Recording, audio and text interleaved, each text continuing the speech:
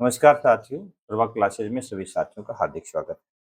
साथियों, अपन ने कक्षा 12-11 का जो भूगोल है, तो भारत का भूगोल मुख्य रूप से है उसको चालू कर रखा है। अध्याय 3 अपन देख रहे हैं। भारत के अपवाह तंत्र की अपन चर्चा कर रहे हैं, तो इसका पार्ट 3 आज अपन देखने वाले हैं। बहुत ही शानदार क्लासें आ रही है, तो सभी साथी जो है अधिक से अधिक संख्या में जुड़ें, अधिक से अधिक साथियों को क्लास से शेयर करें, ताकि क्लास का फायदा है वो अधिक से अधिक लोगों के पास में पहुंचे।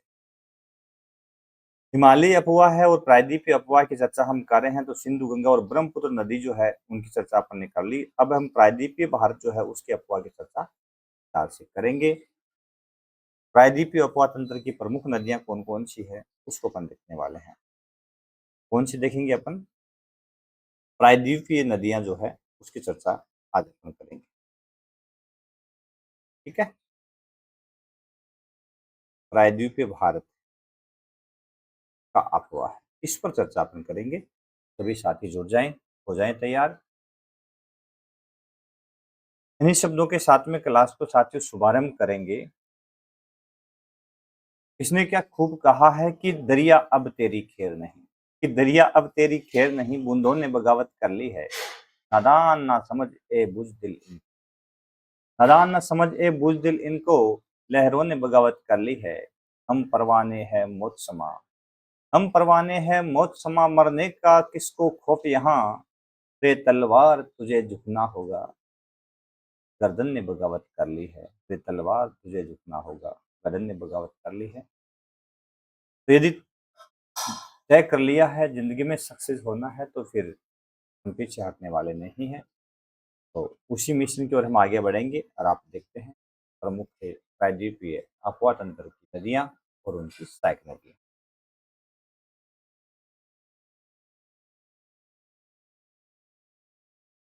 तो आज हिमालय जो अफवाह तंत्र है उसमें तो अपन देखेंगे ब्रह्मपुत्र नदी जो है उसके बारे में, और प्रायद्वीपीय अफवाह तंत्र की प्रमुख नदियों में अपन देखेंगे जैसे कि नर्मदा है, तापी है, पश्चिम की ओर प्रवाह होने वाली।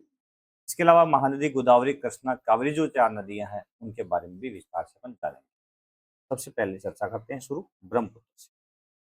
तो ये हिमालय पर्वतीय प्रदेश की प्रमुख नदी है ब्रह्मपुत्र।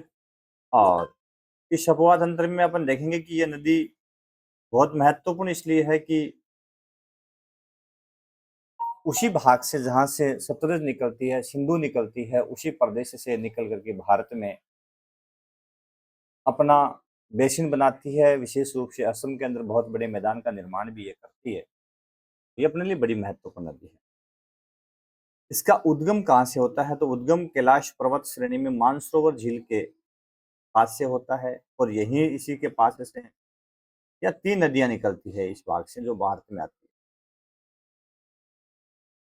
सिंधु आती है, एक सतलज आती है, और एक अपनी ब्रह्मपुत्र आती है ना। इसके पास से 3 नदियां प्रमुख है जो यहाँ से आती है।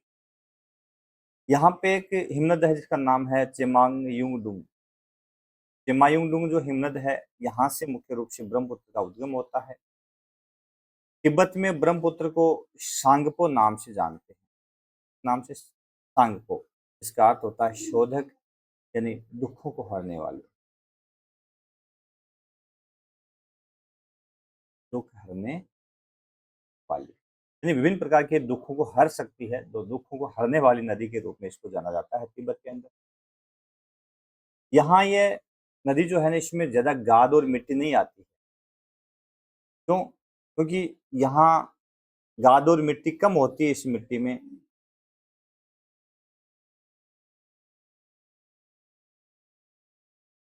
गाद व मिट्टी कम।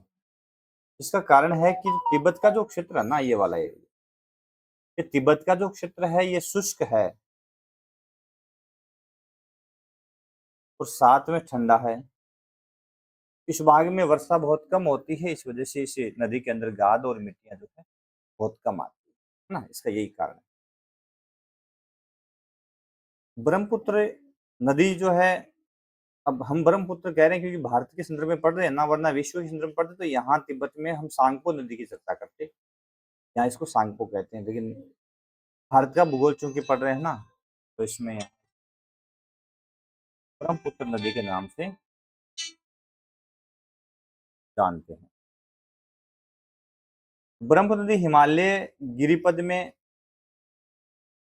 चिशंग या दिशंग के नाम से जानी जाती है। जैसे अरुणाचल की ओर नीचे आती है तो यहाँ इसको चिशंग और या दिशंग के नाम से पुकारते हैं।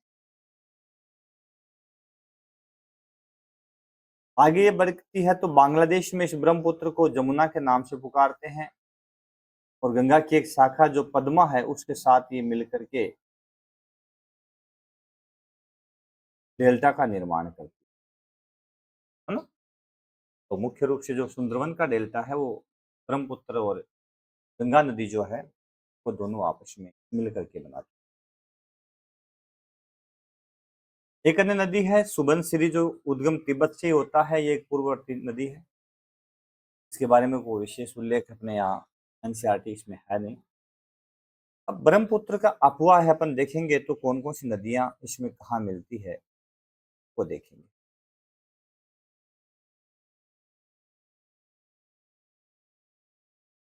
ब्रह्मपुत्र नदी, ठीक है।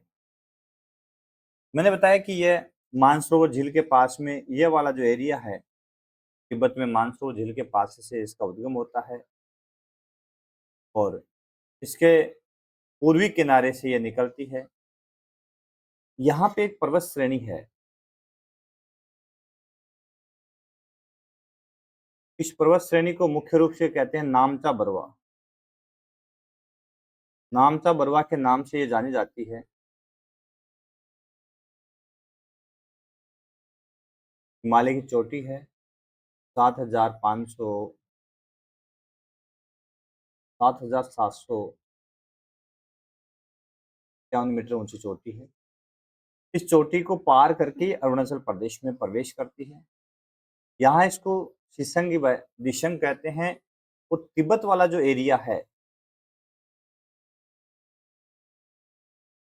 इस तिब्बत में मुख्य रूप से इसको अपन क्या बोलते हैं, सांगपो बोलते हैं। इसका अर्थ मैंने बता दिया, इसका अर्थ होता है शोधक, ठीक है ना, शोधक। भारत में प्रवेश करने के बाद में ये नदी ब्रह्मपुत्र कहलाती है। यहाँ अरुणाचल प्रदेश में प्रवाहित हो रही है।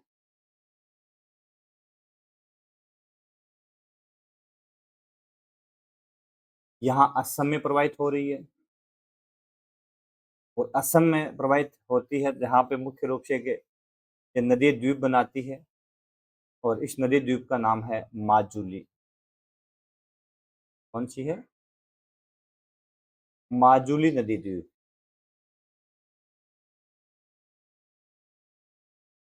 ये द्वीप बनाती है जो विश्व का सबसे बड़ा नदी द्वीप है। विश्व का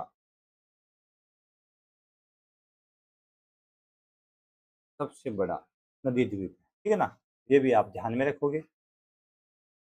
फिर यहाँ से असम में प्रवाहित होती हुई बहुत बड़े मैदान का निर्माण असम में करती है और आगे ये बांग्लादेश में प्रवेश कर जाती है। बांग्लादेश में इसका नाम, इसकी शाखा जो होती है इसका नाम हो जाता है, इसको जमुना कहते हैं।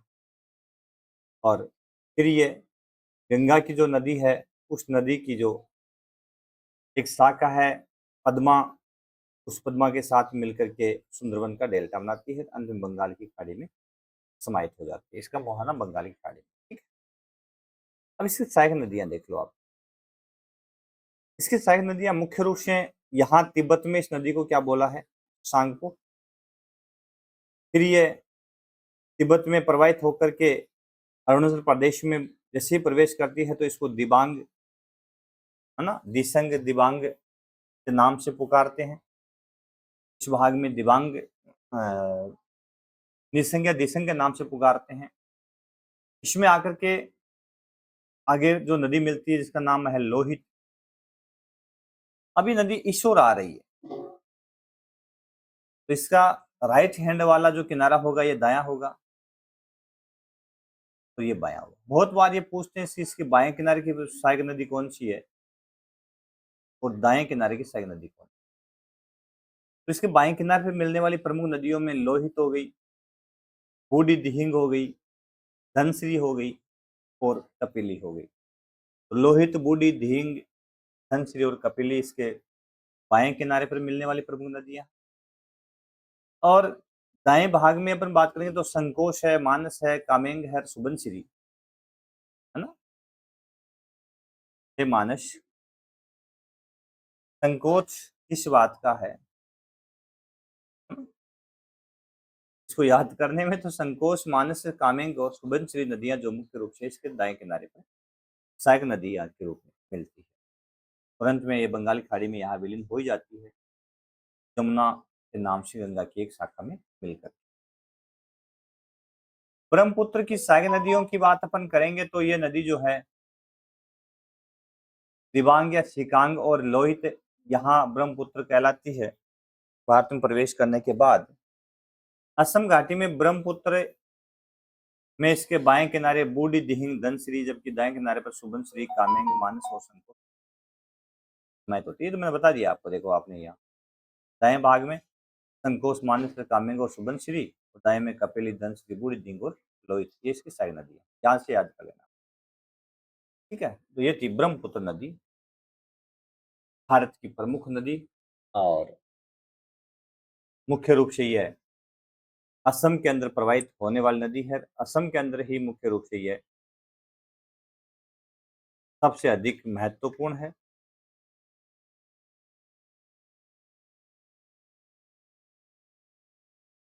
तिब्बती प्रदेश से मुख्य रूप से निकलती है, लगभग 2900 किलोमीटर के आसपास में ये प्रवाहित होती है, हमने देख लिया।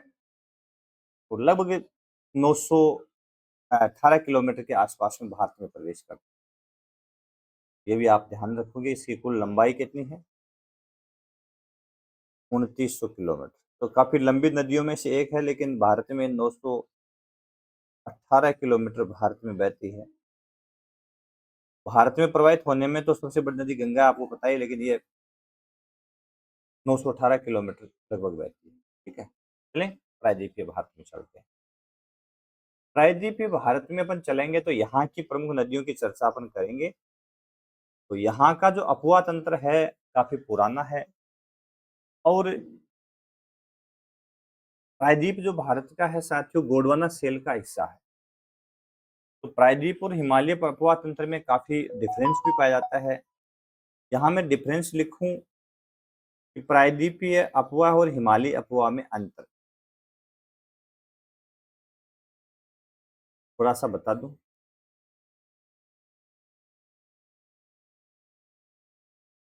हिमालयी अपवाह, इन दोनों में क्या डिफरेंस रहता है मुख्य रूप से? यदि अपन डिफरेंस की बात करेंगे तो यहाँ जो डिफरेंस आएगा आपके समक्ष, पहली बात अपन प्रायद्वीप की चर्चा करेंगे तो यह अपवाह तंत्र पुराना है, एक बात। दूसरा, यहाँ की जो द्रोणी है, नदियों की द्रोणी, वो छोटी है हिमालय से निकलने नदियों की बजाय। तीसरा है कि इसमें जो घाटियां है ना, वो घाटियां जो यहाँ पे है वो उथली है, काफी गहरी नहीं है। चौथा है कि ये नदियां मौसमी है, क्योंकि इनमें 12 माह पानी इनको उपलब्ध नहीं होता, 12मासी नहीं है, क्योंकि इनको पानी जो मिलता है वो बरसात का ही मिलता है, उसके बाद में पानी की आपूर्ति जाती है, ठीक है ना। और ये जहाँ बहती है तो ढालमंद रहता है, क्योंकि प्रायद्वीप का ढालमंद है। ठीक इसके विपरीत यदि अपन चलेंगे तो हिमालयी अपवाह तंत्र है, इसके ठीक उल्टा हो जाएगा कि नया अपवाह तंत्र है। द्रोणियां जो इसकी है हिमालय की नदियों की काफी बड़ी है। यहाँ की घाटियां जो है मुख्य रूप से गहरी है, इसकी उथली है। इसमें 12 माह पानी प्राप्त होता रहता है, क्योंकि जब ग्रीष्म काल होता है तो शुष्क काल में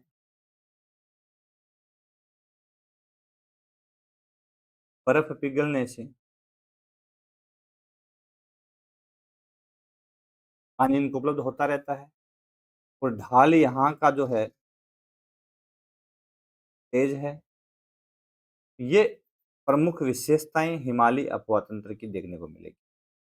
ये अवसाद अधिक लाती है, अपने साथ जब प्रवाहित होकर के आती है तो बहुत अधिक अवसाद भी ये नदियाँ लाती है ना? हम कह सकते हैं कि नदियाँ जो है मुख्य रूप से प्रायद्वीपीय उपतंत्र से कुछ भिन्न है। अब प्रायद्वीपीय उपतंत्र का विकास कैसे हुआ? तो विकास की चर्चा अपन करेंगे तो देखेंगे कब का है, कैसा है, क्या चेंजेस हुए। आरंभिक टर्सरी काल में जो टर्सरी काल जो होता है उसमें प्रायद्वीपीय भाग जो है उसके पश्चिमी पार्श्व का अवतरण हो गया, यानी वो नीचे। आरंभिक टर्सरी काल में प्रायद्वीप के पश्चिमी भाग का अवतरण होता है, वो थोड़ा सा नीचे दशा है। इसलिए पश्चिमी घाट भारत का सीधा समुद्र में खड़ा हुआ है। इसके अलावा दूसरा बिंदु है कि हिमालय के उत्थान के कारण प्रायद्वीप के उत्तरी भाग का अवतरण हुआ। जब हिमालय ऊपर उठा तो इसका उत्तरी भाग जो है वो नीचे बैठ गया। इसका मतलब यूरेशियन प्लेट जो है उसमें जो इंडियन प्लेट है, यूरेशियन प्लेट के नीचे धंसती है। कहीं न कहीं जो गंगा नदी बहती है, ये जो मालदा गैप है, एक प्रकार से कहेंगे तो निम्न भाग है ना? यहाँ से नीचे अवतलित हुआ है। तीसरा है कि इसी त्रिशी काल में प्रायद्वीपीय खंड का उत्तर पश्चिमी दिशा से दक्षिण पूर्व दिशा में झुकाव हो गया। यानी ये जो प्रायद्वीपीय खंड है, यहाँ से इसका इस ओर झुकाव हो गया और झुकाव होने से ढाल जो है इसका पूर्व की ओर हो गया, है ना? तो ये भी एक बड़ी अ, परिघटना रही है निर्माण, ठीक है ना? इस प्रकार से प्रायद्वीपीय जो भाग है, अपवा तंत्र है, उसका विकास। हालाँकि भौतिक प्रदेश में प्रायद्वीप की विस्तार से अपन ने चर्चा कर ली है। अब देखते हैं प्रमुख प्रायद्वीपीय नदियाँ।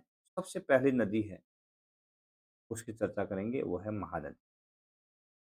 11th क्लास के अंदर मुख्य रूप से और 9th क्लास एनसीईआरटी बुक में थोड़ा-सा डिफरेंस इनकी लंबाई में आता है, तो वो कोई ज़्यादा बड़ी बात नहीं है। अपन दोनों की चर्चा कंपैरिज़न कर लेंगे अपन। तो यदि एग्ज़ैक्ट लंबाई जो 11th क्लास वाली यदि ऑप्शन में नहीं आती है, तो आप 9th में जो लंबाई है लगभग वो भी आप कर सकते हैं।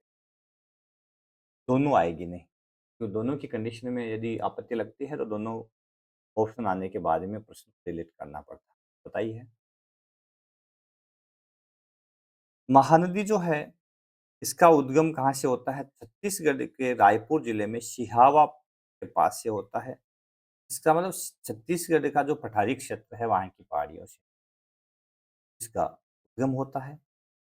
इसकी कुल लंबाई 851 किलोमीटर है और जल ग्रहण क्षेत्र 1.42 लाख वर्ग किलोमीटर। इस जल ग्रहण क्षेत्र को देखें तो हिमालय की नदियों का जो जल ग्रहण क्षेत्र है, उससे तो बहुत कम है, क्योंकि गंगा का जल ग्रहण क्षेत्र 8.6 लाख वर्ग किलोमीटर था। यमुना का यदि अपन बात करेंगे तो लगभग 3.5 लाख वर्ग किलोमीटर था। ये तो बड़ी नदियां हैं, तो द्रोणियां बड़ी हो गई ना इनकी तो। इन महानदी का जो क्षेत्र है, या इसकी द्रोणी है, इसका जल ग्रहण क्षेत्र है, वो मात्र 1.42 लाख वर्ग किलोमीटर, ठीक है ना? तो काफी कम कहते हैं इसको, काफी कम है ये।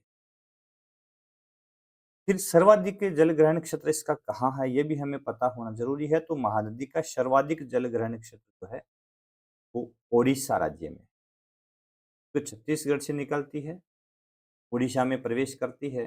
तो 47% जो एरिया है, क्योंकि इसमें आने वाले जो जलग्रहण क्षेत्र का मतलब इसका कैचमेंट एरिया होता है, इसमें समाहित होने वाली प्रमुख नदियां हैं, वो कितनी दूर से पानी लेके आती है, समझ गए होंगे। जैसे ये नदी, इसमें एक यहाँ से मिल रही है, एक यहाँ से आ रही है, एक इधर से आ रही है, एक इधर से आ रही है, एक इसमें यहाँ मिल रही है, एक यहाँ इसमें मिल रही है, एक इधर मिल रही है, एक इधर से। अब ये पूरा का पूरा जो एरिया है, वो एक नदी का कैचमेंट एरिया होता है, यही जल ग्रहण क्षेत्र, यही द्रोणी है, ठीक है ना? तो ये एक नदी की जो है सर्वाधिक कहाँ पे है मुख्य रूप से, तो महानदी की चर्चा यदि अपन करते हैं ना, ये द्रोणी सर्वाधिक मात्रा में ओडिशा स्टेट में है। कितनी है? 47%। बहुत बार प्रश्न पूछ लेते हैं कि इसकी सर्वाधिक द्रोणी इस राज्य में है, ओडिशा में। इसके बाद में छत्तीसगढ़ और मध्य प्रदेश दोनों में मिलाकर के 43%, तो 53% द्रोणी। छत्तीसगढ़ और एमपी में तो 53% दोनों में मिक्स है, लेकिन अकेले ओडिशा में 47%। अब देख लो महानदी का थोड़ा-सा मैंने आरेख बनाया है।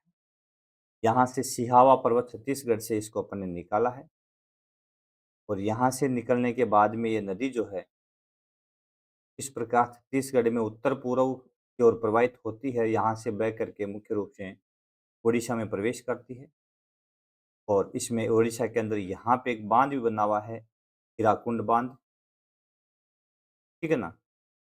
तो हीराकुंड बाँध भी है और उसके बाद में ये कहाँ गिरती है? मुहाना किसका? बंगाल की खाड़ी के अंदर गिर जाती है, ठीक है ना? इसका डायग्राम थोड़ा-सा मानचित्र में तो अब राज्य कौन-कौन से जहाँ यहाँ प्रवाहित हो रही है, 2 राज्य है, ये थोड़ा-सा ध्यान मैंने इसलिए बनाया यहाँ पे कि आपको पता रहे किन-किन राज्यों में बहती है, तो छत्तीसगढ़ देखो, नदी जो है ना, खुद स्वयं कितने राज्यों से गुजरती है और उसकी द्रोणी जो होती है, वो बहुत अधिक राज्यों में हो सकती है, लेकिन खुद का जो प्रवाह क्षेत्र है, वो अ, कितने राज्यों में है, ये महत्वपूर्ण है। तो ये छत्तीसगढ़ में बहती है और एक ओडिशा में बहती है। 2 राज्यों में बहती है मुख्य रूप से, है ना? ओडिशा और छत्तीसगढ़।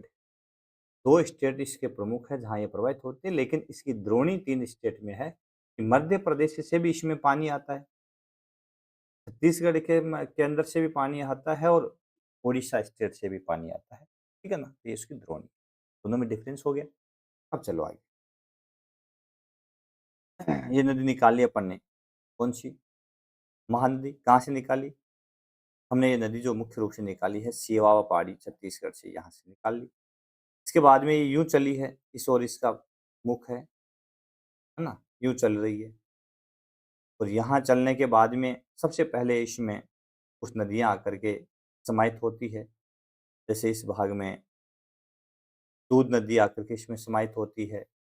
यहाँ गोडरी पहाड़ी से इसमें शिवनाथ नदी जो है वो इसमें आकर के समाहित होती है। अब ये इस ओर बह रही है तो इसका जो दायाँ किनारा है वो कौन-सा हो जाता है? ये वाला, ये दायाँ भाग। तो दायाँ किनारा जो है इसमें कौन-कौन सी नदियाँ इसमें समाहित हो रही है, ये भी आप ध्यान में रखेंगे। और इसके बाएँ किनारे में कौन-सी नदियाँ समाहित हो रही है, ये भी आप ध्यान, है ना?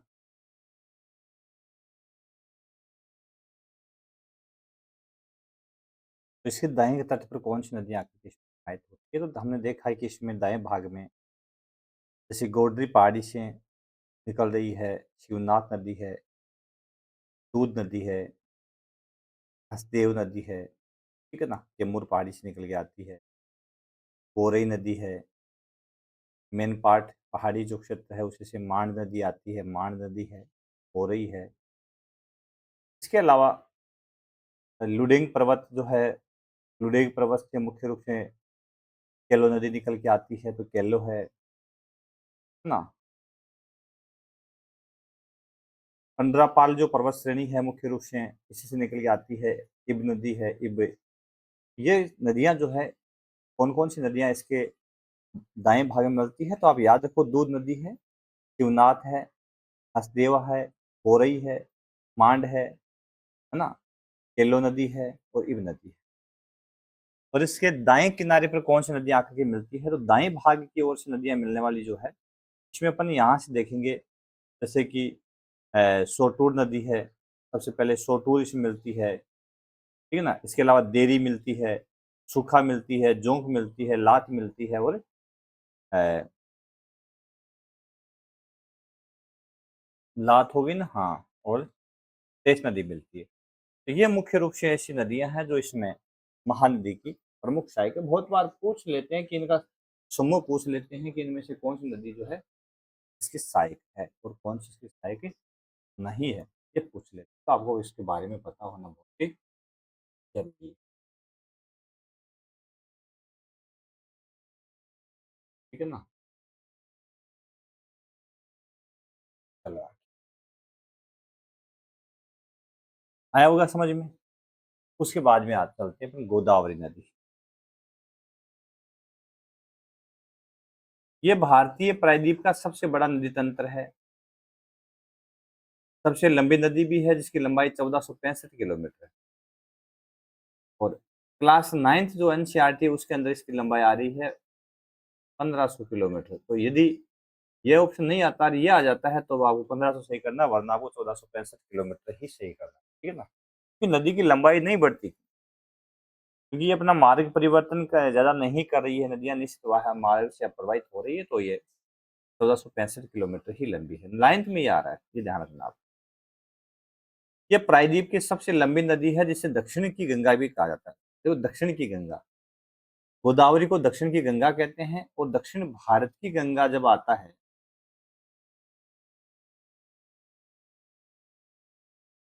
दक्षिण भारत की गंगा, ये कहते हैं कावेरी को।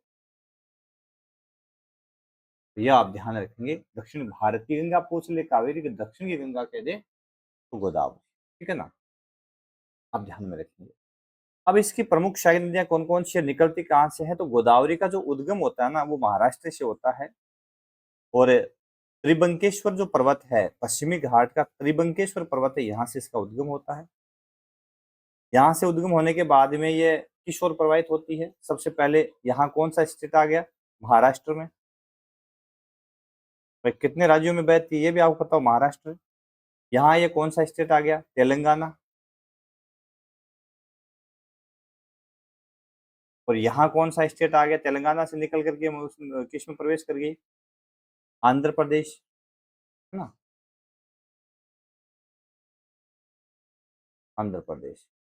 तीन राज्यों में मुख्य रूप से बहती है। अफवाह द्रोणी बड़ी हो सकती है, अन्य राज्यों में भी हो सकती है, लेकिन ये तीन राज्यों में बहती है, क्योंकि अफवाह द्रोणी तो मध्य प्रदेश से भी आती है नदियां इसमें, जैसे वर्धा आती है, अजंता पहाड़ियों से इसमें वेनगंगा आती है, पूर्णा आती है ना, प्राणहिता छत्तीसगढ़ की ओर से आती है, सबरी इसमें उड़ीसा से आती है। तो कुछ नदियां और भी है जो अन्य भागों से निकल के इसमें समाहित होती है।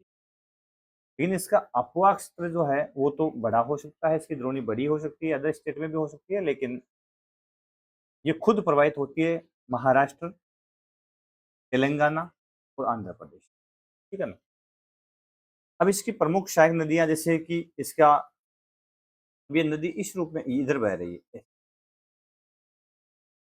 इसके दाएं किनारे पर किशोर बह रही है, तो इसका बाएं किनारा कौन सा हो गया, ये वाला, ये बायां भाग है। तो इस साइड में यदि कोई प्रवाहित हो रही है तो ये हो गया दायां, राइट हैंड दायां, लेफ्ट हैंड बायां। जिस ओर नदी बहती है उस ओर आप अपना मुख कर लो, दायां बायां देख लो आराम से। अब दाएं किनारे पर मिलने वाली नदी कौन कौन सी होगी, तो आप याद रखोगे कि महाराष्ट्र में प्रवरा, इसके अलावा बालाघाट श्रेणी वाला जो क्षेत्र है यहाँ से मंजरा, है ना। इसके अलावा आगे चलते हैं तो ये अपन आंध्र प्रदेश के आसपास में जाएंगे ना, तो ये किशन साजी के नाम से या किशन सामी के नाम से नदी आती है। कुल मिलाकर के इसमें तीन नदियां, विशेष इसमें प्रवरा और मंजरा है, जो इसके दाएं भाग पर आकर के समाहित होती है, प्रवरा और मंजरा। अब प्रवरा भी मुख्य रूप से ये पश्चिमी घाट से निकलती है।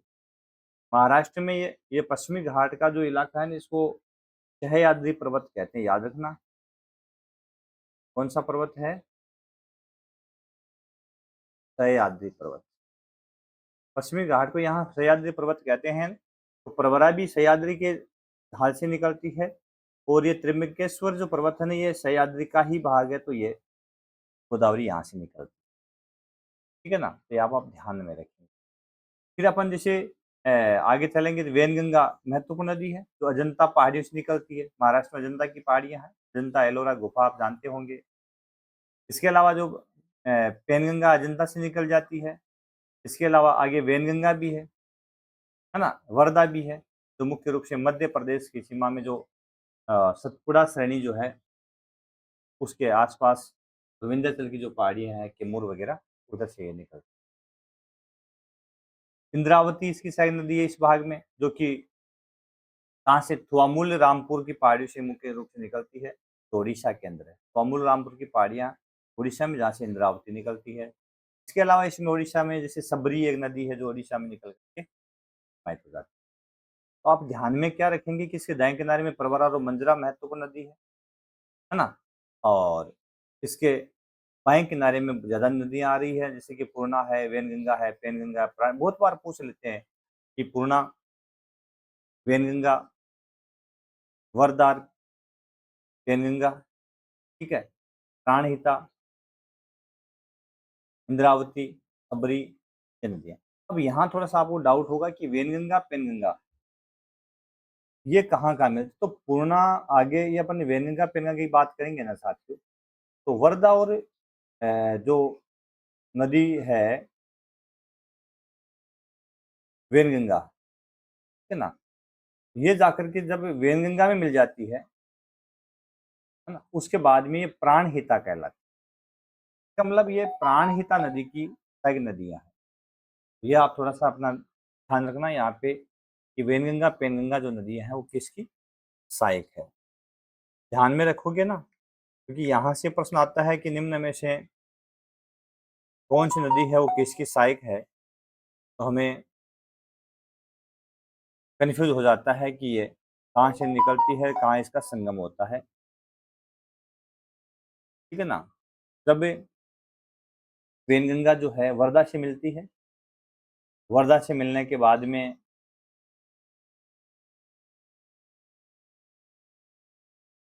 दोनों की संयुक्त धारा जो है वो प्राणहिता के नाम से जानी जाती है, ठीक है ना, ये आप ध्यान में रखोगे।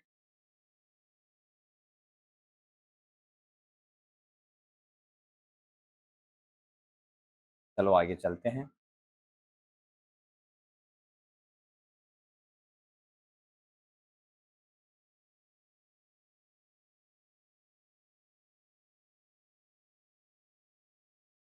वेनगंगा, पेनगंगा, वर्धा, ठीक है ना। तो पेनगंगा जो है वर्धा की सहायक है, वर्धा किसी है वेनगंगा की सहायक है, इसे याद हो जाए। चलो आगे। अब अगला बिंदु है गोदावरी नदी जो है उसका सर्वाधिक जल ग्रहण क्षेत्र कहाँ पे है, तो गोदावरी का सर्वाधिक जल ग्रहण क्षेत्र है महाराष्ट्र में। महानदी का जिस तरह से ओडिशा में था 53%, एक वैसे ही 47% था, सॉरी, वैसे ही इसका 49% जो 49% है वो किसमें है, महाराष्ट्र में। तो सर्वाधिक जल ग्रहण क्षेत्र इसका महाराष्ट्र में है। 20% मध्य प्रदेश में वेनगंगा पेनगंगा वर्धा आती है, और छत्तीसगढ़ में इसका 31% आंध्र प्रदेश में है, और मध्य प्रदेश और छत्तीसगढ़ में इसका 20%। सर्वाधिक कहाँ पे इसका, महाराष्ट्र में। अब इसकी सहायक नदियों में कौन कौन सी, तो पेनगंगा, इंद्रावती, प्राणहिता, मंजरा इसकी प्रमुख सहायक नदियां। मैंने सहायक नदियों की बात की तो कर ली।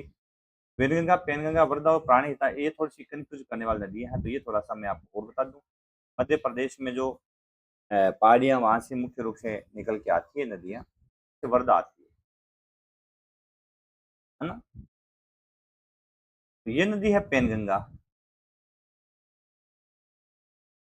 और आकर के समाहित होती है वर्धा में। इसमें समाहित होती है वर्धा में, कौन सी, पेनगंगा। बड़ी कौन सी इसमें, बड़ी है जो है वर्धा बड़ी है, ठीक है ना, वर्धा बड़ी। अब वर्धा जो है वो खुद किस में समाहित हो जाती है, वर्धा जो खुद है वो किस में समाहित हो जाती है, यहाँ से दूसरी नदी में निकाल दी, ये बड़ी नदी है, उसका नाम है वेनगंगा। तो वर्धा किस में समाहित होती है, वर्धा सहायक है वेनगंगा की, ठीक है ना। अब ये मुख्य नदी आगे कौन सी, ये मुख्य है। अब इसमें जैसे वर्धा मिल जाती है तो बाद में इस धारा का नाम आगे चल करके यहाँ क्या हो जाता है, यहाँ इसको बोलते हैं साथियों प्राणहिता। क्या बोलते हैं, प्राणहिता। फिर ये प्राणहिता किसकी सहायक हो गई, गोदावरी, ये गोदावरी में मिल जाती है, ऐसे आप ध्यान में, ठीक है ना, ताकि आपको याद हो। राजामुंद्र आंध्र प्रदेश के बाद गोदावरी नदी का डेल्टा है, अपन निर्माण करती है और उसके बाद में बंगाल की खाड़ी में समाहित हो जाती है। फिर दूसरी बड़ी नदी जो है इस भाग की वो कौन सी, दूसरी बड़ी नदी इस भाग की है उसका नाम है कृष्णा नदी। कौन सी है, तो कृष्णा नदी की बात अपन करेंगे तो जिसका उद्गम कहाँ से होता है, वही सह्याद्री श्रृंखला मैंने कहा कि महाराष्ट्र से होता है, तो महाराष्ट्र में पश्चिमी घाट की पहाड़ियों को सह्याद्री कहा जाता है। तो सह्याद्री श्रृंखलाओं के वो जब बात अपन ने गोदावरी की थी तो वो त्रिभंगेश्वर पहाड़ी के आसपास से निकलती है, या महाबलेश्वर पहाड़ी के पास निकलती है, महाबलेश्वर, ये लगभग 1500 मीटर के आसपास में सही है।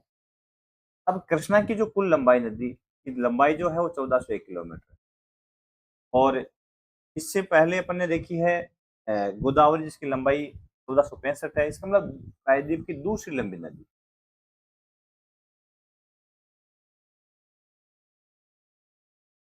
प्रायद्वीप की दूसरी लंबी नदी कौन सी होगी अपनी? कृष्णा। तो ये आप ध्यान में रखेंगे कि प्रायद्वीप की दूसरी लंबी नदी कौन सी है? कृष्णा, जिसकी लंबाई 1401 किलोमीटर, ठीक है ना। कृष्णा की प्रमुख सहायक नदियां कौन कौन सी है? तो इसमें कोयना नदी है, तुंगभद्रा है, भीमा है। कोयना के ऊपर कोयना बांध भी बना हुआ है, आपको पता ही होगा, और जगह का नाम जहां बना हुआ उसको लातूर कहते हैं। और यहाँ 1967 में आपको पता है भूकंप भी आया था, कोयना भूकंप, लातूर भूकंप के नाम से जाना जाता है, और जिसका प्रमुख कारण इसे बांध को ही माना गया, है ना। अब देख लो इसका डायग्राम। मैंने डायग्राम पहले इसलिए बनाया कि बनाते हैं तो 1 घंटा लगता है भाई इसमें, तो ना। कृष्णा नदी का सर्वाधिक जल ग्रहण क्षेत्र कहाँ पे है? कर्नाटक का। ये देखो कर्नाटक स्टेट है, कौन सा है? कर्नाटक। कहाँ कहाँ बहती है? कर्नाटक में बहती है। उसके बाद में ये आंध्र प्रदेश और तेलंगाना की सीमा बनाती है। ये स्टेट कौन सा हो गया अपना? आंध्र प्रदेश। ये कौन सा हो गया? तेलंगाना। आंध्र प्रदेश से अलग किया गया था, तेलंगाना। आंध्र प्रदेश तेलंगाना की सीमा बनाती है, तो कहाँ कहाँ बहती है? कर्नाटक, तेलंगाना, आंध्र प्रदेश, इन राज्यों में बहती है। लेकिन इसकी द्रोणी बड़ी है, द्रोणी तो कई राज्यों में है, लेकिन सर्वाधिक इसका भाव क्षेत्र कहाँ पे है? तो सर्वाधिक भाव इसका मुख्य रूप से है कर्नाटक में। तो उसकी बड़ी द्रोणी कहाँ पे? कृष्णा की कर्नाटक में कितनी है? 44%। फिर महाराष्ट्र में कितनी आती है? 27%। जैसे 29% कहाँ आती है? आंध्र प्रदेश और तेलंगाना के अंदर। इस प्रकार से इसकी द्रोणी है। अब ये इस ओर बहती है, इसका जो भाव है ना वो किस ओर है? इसका मुख इस ओर ऐसे बहती है। तो इसका अपन देखेंगे दाएं किनारा कौन सा हो गया? इस साइड वाला। तो इसमें यहाँ इस साइड से मिलती है तो ये बाएं किनारा है, और इस साइड वाला यदि अपन बात करेंगे तो ये इसका दाएं किनारा है।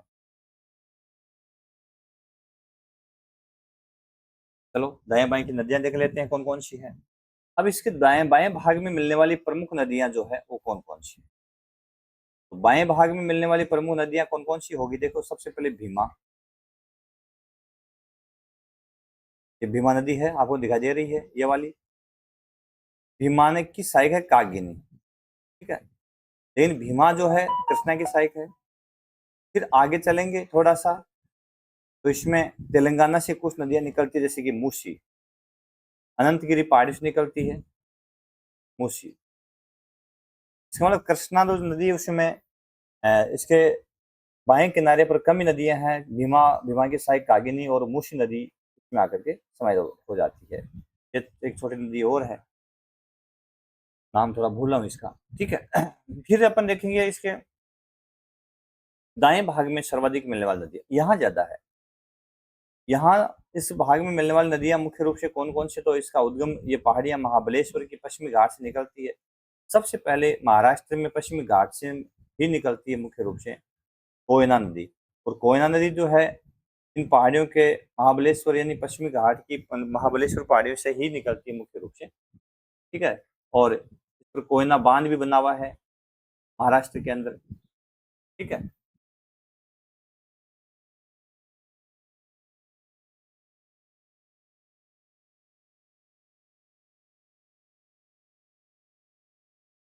कोयना बांध इसी नदी पर मुख्य रूप से महाराष्ट्र में बना हुआ। फिर अपन इसमें मिलती है वर्णा नदी, ये वाली वर्णा, फिर इसमें मिलती है घटप्रभा, फिर इसमें मिलती है छोटी नदी है हथप्रभा, ठीक है ना। फिर बड़ी नदी मिलती है इसके अंदर तुंगभद्रा, ये बहुत बड़ी नदी है, बहुत महत्वपूर्ण भी है तुंगभद्रा नदी। तो मुख्य रूप से कहाँ से निकलती है, पश्चिमी घाट जो है उसके पूर्वी ढालों से निकलती है, यहाँ नीलगिरी की पहाड़ियां कह सकते हैं, ठीक है ना। फिर कर्नाटक का जो पश्चिमी घाट है यहाँ से निकलती है तुंगभद्रा। तुंगभद्रा की जो सहायक नदियां हैं ये मुख्य रूप से जो पहाड़ी क्षेत्र जहाँ से निकलती है उसको वरा पर्वत कहते हैं। तो इसकी सहायक में वर्धा हो गई, तुंगभद्रा की सहायक हो गई और तुंगा हो गई, है ना। तुंगा, वर्धा और भद्रा, तुंगा और भद्रा दोनों मिलकर के तुंगभद्रा इसका नाम हो गया। आगे चल करके तुंगा और भद्रा मिलकर के तुंगभद्रा कहलाती है, इसमें वर्धा आकर के समाहित हो जाती है। तुंगभद्रा नदी पर तुंगभद्रा बांध भी बना हुआ है और ये नदी आगे जाकर के कहाँ पे, कर्नाटका के अंदर मुख्य रूप से में समाहित हो जाती है। यहाँ क्या लिख दिया, कर्नाटक, महाराष्ट्र, कौन सा राज्य है, महाराष्ट्र लिखेंगे, और ये कर्नाटक। तो महाराष्ट्र से निकलती है, कर्नाटक में बहती है, उसके बाद में ये तेलंगाना में बहती है, उसके बाद में आंध्र प्रदेश में बहती है ना। ये आप थोड़ा सा ध्यान रखिए, 4 राज्य है जिसमें ये प्रवाहित होती है। फिर अपन चलते हैं इसमें वर्धा, तुंगा और भद्रा। तुंगभद्रा, वर्धा और भद्रा नदियों के मिलने से मुख्य रूप से बनती है, ठीक है ना। आगे चल करके इसमें मिलने वाली नदी जो है वो कौन सी है, जैसे कि ये हैगेरी नदी, है ना। ये भी इस भाग में मुख्य रूप से इसके इस भाग में दाएं किनारे पे इसमें समाहित होती है, जैसे कहाँ पे, कर्नाटक। तो इसका बड़ा जो प्रवाह क्षेत्र है वो 44% अपवाद द्रोणी इसकी किस राज्य में है, कर्नाटक राज्य में है। और बाकी जो नदियां हैं इसमें आगे पीछे महाराष्ट्र में मिलती है और कुछ नदियां इसमें तेलंगाना में भी मिलती है। ये कौन सी नदी है, कृष्णा नदी। चलो आगे कावेरी नदी की चर्चा कर लेते हैं। कावेरी नदी जो है दक्षिण भारत की गंगा, मैंने बताया था ये महत्वपूर्ण नदी भी है। दक्षिण भारत की गंगा कावेरी नदी का उद्गम कर्नाटक में होता है ना, कोगाडू जिले में ब्रह्मगिरी पहाड़ी से होता है 1341 मीटर से, क्योंकि यहाँ जो पहाड़ियां ना वो काफी ऊंची है। आपको पता है प्रायद्वीप की जो पठार है उसके अंदर अन्नामलाई जो पहाड़ियां हैं उसमें अनाईमुड़ी सबसे ऊंची चोटी है 2697 मीटर। फिर आता है नीलगिरी पहाड़ियों में दोदा बेटा जो लगभग 2637 मीटर आता है 11th क्लास के अंदर ऊंचाई, है ना। तो ब्रह्मगिरी पहाड़ियों से 1341 मीटर से कावेरी नदी निकलती है कर्नाटक से, इसकी कुल लंबाई 800 किलोमीटर है। प्रायद्वीपीय भारत की वर्ष पर्यंत बहने वाली नदी कावेरी है। अभी क्यों है वर्ष पर्यंत ये सदानी रहा, क्यों, इसका कारण है कि इसमें गर्मी में दक्षिण पश्चिम मानसून से कुछ बरसात मिलती है और सर्दी के अंदर उत्तर पूर्वी मानसून अक्टूबर नवंबर में उत्तर पूर्वी मानसून है, पुनः लौटते मानसून की शाखा से इसको बारिश होती है। तो दोनों ओर से पानी मिलने के कारण ये वर्ष पर्यंत बहती है, इसीलिए इस नदी को दक्षिण भारतीय गंगा भी कहा जाता है। ये देख लो कावेरी का डायग्राम मैंने बनाया यहाँ पे। सबसे पहले निकलती कहाँ से है, तो ये अपने देख लिया, ये कर्नाटक में ब्रह्मगिरी की पहाड़ियों से निकलती है। यहाँ से निकलने के बाद में ये कहाँ प्रवेश करती है, तमिलनाडु। हाल ही में चुनाव हुए हैं यहाँ पे और सबसे नई पार्टी 2 साल पहले बनी थी, उस पार्टी ने सबसे दी, ऐतिहासिक जीत हुई है। अब इसका बायां और दायां किनारा, अब ये इस ओर बह रही है, इस ओर बह रही है, तो इसका ये वाला भाग हो गया ना, ये वाला, ये हो गया इसका दायां भाग, है ना, और ये हो गया इसका बायां भाग। अब बाएं भाग में मिलने वाली नदियां कौन कौन सी होगी, तो बाएं भाग में मिलने वाली जैसे हेमावती हो गई, के अलावा स्वर्णवती हो गई, ये वाली, है ना, जो कि नासुर घाट के आसपास से मुख्य रूप से निकलती है। अर्कावती हो गई,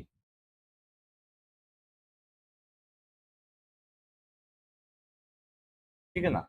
ये नदियां इसके बाएं किनारे पे मिलती है कावेरी के, और इसके दाएं किनारे पर मिलने वाली नदियों में कौन कौन सी हो गई, जैसे यहाँ से अपन शुरू करते हैं तो लक्ष्मण तीर्थ रेखा नदी, काबिनी नदी, है ना। फिर अन्नामलाई की पहाड़ियों से निकल करके अमरावती नदी, है ना। और फिर कर्नाटक के अंदर मुख्य रूप से कर्नाटक केरल सीमा पर, तमिलनाडु केरल सीमा पर मुख्य रूप से अन्नामलाई पहाड़ियों के पूरी ढाल से निकलती है तो नंग नजी नदी। ये चार नदियां ऐसी है तो इससे किस भाग में मिलती है, दाएं किनारे में मिलती है। लक्ष्मणनाथ, काबिनी, अन्नामलाई पहाड़ियों से मुख्य रूप से अमरावती और नंग नदी नदी, इस प्रकार से चार इधर शेष में समाहित हो जाती है। तो यहाँ से अभी आप याद रखोगे।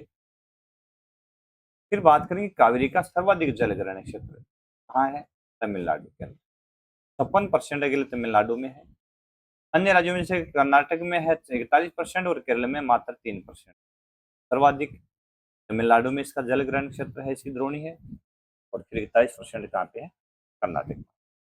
कावेरी की प्रमुख सारी नदियां कौन सी, काबिनी, अमरावती और भवानी मैंने बता दी। नर्मदा नदी का उद्गम, अच्छा तो ये होगी कावेरी। अब चलते हैं अपन अगली नदी तो अरब सागर में गिरेगी। अब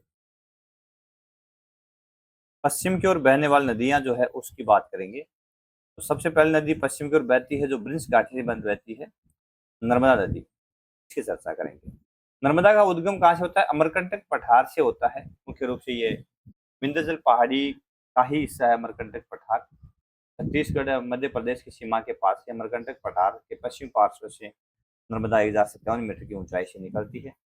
पूरी किस ओर बहती है, पश्चिम की ओर बहती है ना। कहाँ से निकलती है, अमरकंटक पठार है तो पश्चिम की ओर बहती है और ज्वार नदमुख बनाती है। पूर्व भाग की ओर बहने वाली नदियां डेल्टा बनाती है और पश्चिम की ओर बहने वाली नदियां हाल अधिक होने के कारण ज्वार नदी बनाती है। ये देख लो नर्मदा का प्रवाह है, अमरकंटक पठार से एमपी से मध्य प्रदेश से इसको निकाल दिया, फिर इस ओर ये बह रही है, इस ओर आगे बढ़ रही है ना। जिस ओर बढ़ रही है ये उसका दायां किनारा हो गया और जिस ओर इसका बायां किनारा हो गया। बाएं भाग में मिलने वाली नदियां तवा है, दूधी है, शक्कर है, शेर नदी है, ठीक है ना। तो ये चार नदियां इसके बाएं भाग पर मिलती है और इसके दाएं भाग पर मिलने वाली नदियां यहाँ धुआंधार जलप्रपात जबलपुर के अंदर बनाती है, काफी प्रसिद्ध भी है। जबलपुर में धुआंधार जलप्रपात के लिए जानी जाती है, ठीक है ना। तो यहाँ पे इसमें वरना नदी मिलती है, कोलार नदी मिलती है, हिरण मिलती है ना। और इसी नदी पर गुजरात में सरदार सरोवर बांध परियोजना भी है, तो बहुत काफी महत्वपूर्ण परियोजना है इसकी, ठीक है ना। तो तवा, दूधी, शक्कर, शेर, इसकी सहायक होगी नर्मदा की। हिरन, कोलार और वरना सहायक है नर्मदा की। नर्मदा नदी जबलपुर के पास में धुआंधार जलप्रपात बनाती है जो 27 किलोमीटर लंबा ज्वार नदबुक भी है इसका, जो अंत में अरब सागर में समाहित हो जाती है, जिस पर सरदार सरोवर नदी घाटी परियोजना बांध परियोजना। फिर दूसरी इस भाग में बहने वाली जो नदी है उसका नाम है तापी।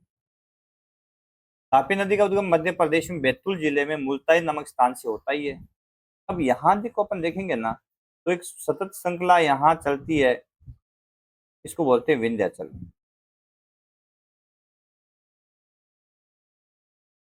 एक श्रृंखला दूसरी यहाँ चलती है, कई पहाड़ियां बात करें जिसको बोलते हैं सतपुड़ा। दोनों के बीच में भ्रंश घाटी से प्रवाहित होने वाली जो प्रमुख नदी है, इस नदी का नाम जो यहाँ इस ओर बहती है इसका नाम है तापी। तो ये काफी महत्वपूर्ण नदी है, काफी भ्रंश घाटी से होकर के बहती है और पश्चिम की ओर बहती है, कहाँ गिरती है, अरब सागर में गिरती है और ज्वार नदमुख बनाती है।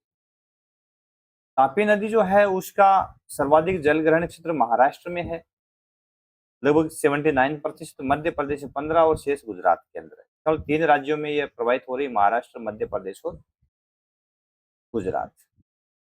तापी नर्मदा नदी, तापी नदी अपना जल अरब सागर में गिराती है, हमें पता ही है।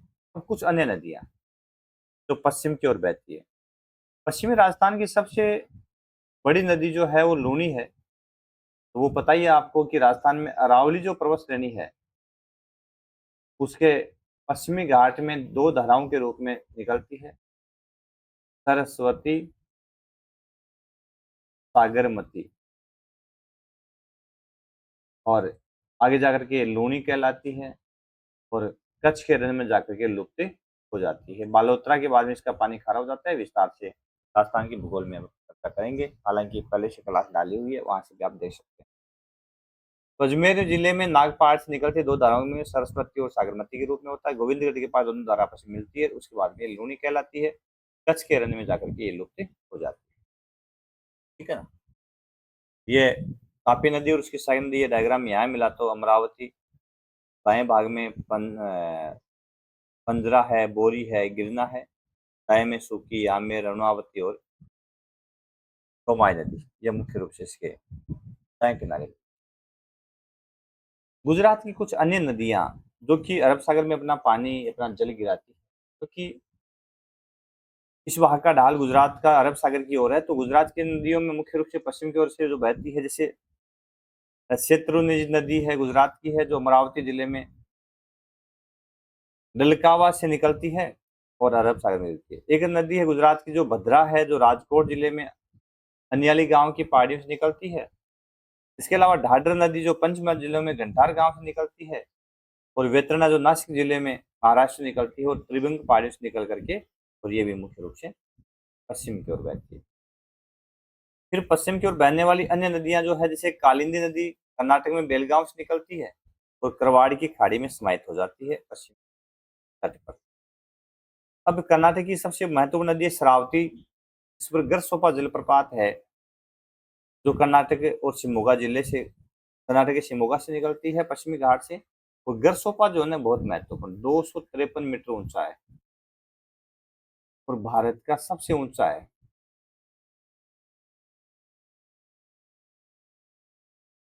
भारत का सबसे ऊंचा जलप्रपात जो है वो गरसोपा या जोग जलप्रपात है। किस नदी पर है? शरावती नदी पर। यदि पूछ ले कभी तो ये भी आपको पता होना बहुत ही जरूरी है कि शरावती नदी क्यों प्रसिद्ध है। ठीक है ना जी। नहीं ध्यान दिया, नहीं पढ़ पाए, तो फिर तो मतलब ही नहीं रह जाएगा, याद नहीं रहेगा। तो ये पूछ लेते हैं बहुत बार।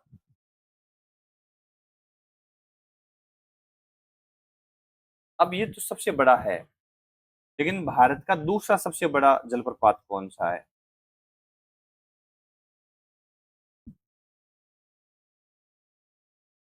दूसरा बड़ा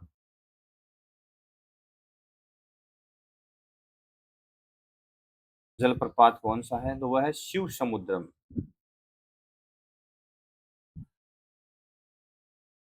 किस नदी पर है?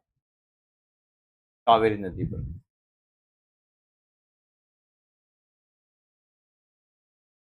तो ये भी आप ध्यान में रखोगे कि कावेरी नदी पर दूसरा बड़ा जलप्रपात है। ठीक है ना, जिसको अपन किस नाम से जानते हैं? शिव समुद्रम के नाम से जानते हैं। ये भी आप मेमोराइज कर लेंगे साथ साथ। फिर कुछ छोटी नदियां जो इस भाग की है, जो मुख्य रूप से यहाँ अरब सागर में गिरती है, जैसे गोवा की दो नदियां हैं, जुआरी और मांडवी प्रमुख नदियां हैं। फिर केरल में चलते हैं तो अन्नामलाई पहाड़ियों से निकलती है, जैसे भरत पूजा निकलती है, और केरल में पोनानी भी कहा जाता है भरत पूजा को। तो ये भरत पूजा केरल की प्रमुख नदी है। केरल की अन्य नदियां जो अरब सागर में गिरती है, जिसमें पेरियार भी है और पाम्बा नदी भी है, महत्वपूर्ण नदियां हैं। अरब सागर में अपना जल गिराने वाली प्रमुख नदियां कौन सी हो गई? जैसे माही, पश्चिमी बनास, साबरमती, नर्मदा, तापी, जुआरी, मांडवी, पेरियार, ये अरब सागर में जल गिराती है।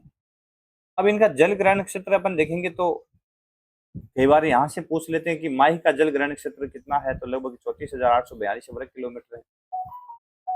अन्य जल ग्रहण क्षेत्र नदियों का देखेंगे, जैसे साबरमती नदी है, जो राजस्थान के पश्चिमी भाग से मुख्य रूप से दक्षिण पश्चिम से निकलती है, 21,674 वर्ग किलोमीटर है।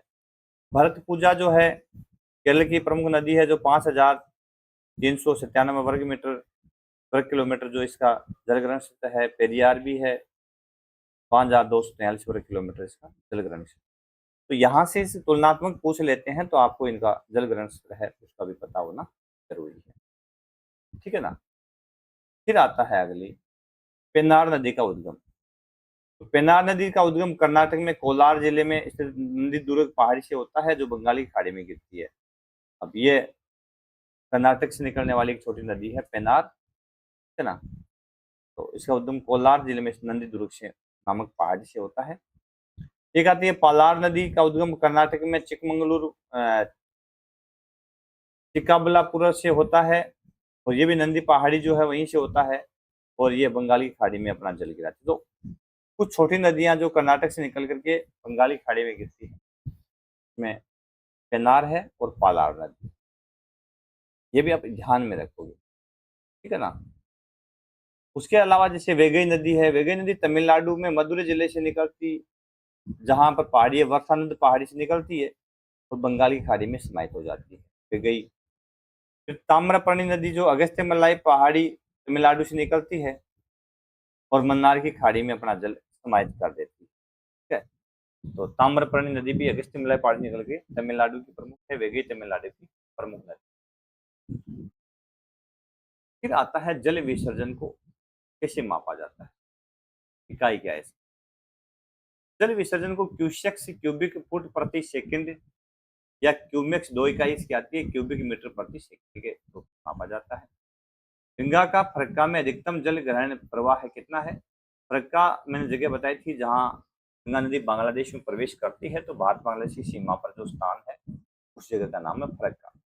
तो यहाँ पर गंगा का जो सर्वाधिक जल प्रवाह होता है वो 55,000 क्यूसेक है, क्यूबिक फुट प्रति सेकंड, और न्यूनतम आता है वो 1300 क्यूसेक, है ना। 1300 क्यूबिक फुट प्रति सेकंड। मैक्स आता है तो क्यूबिक मीटर प्रति सेकंड। तो ये थी प्रमुख नदियां भारत में, ब्रह्मपुत्र नदी तंत्र के साथ साथ में प्रायद्वीप की प्रमुख नदियां और उनकी सहायक नदी।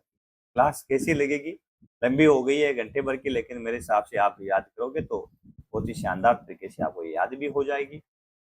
अच्छी लगी क्लास तो आप इसको शेयर जरूर करें, और आपके अपने सर्वा क्लासेज यूट्यूब चैनल जो है उस चैनल को प्लीज प्लीज सब्सक्राइब भी कर लें, ताकि क्लास जैसे आती है तो आप तक उसका नोटिफिकेशन आ जाएगा, है ना।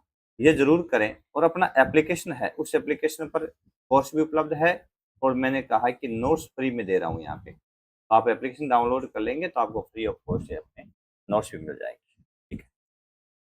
फिर मिलते हैं अगले क्लास में, तब तक के लिए नमस्कार, जय हिंद, जय Bharat. Thank you to join Sarva classes. धन्यवाद साथी।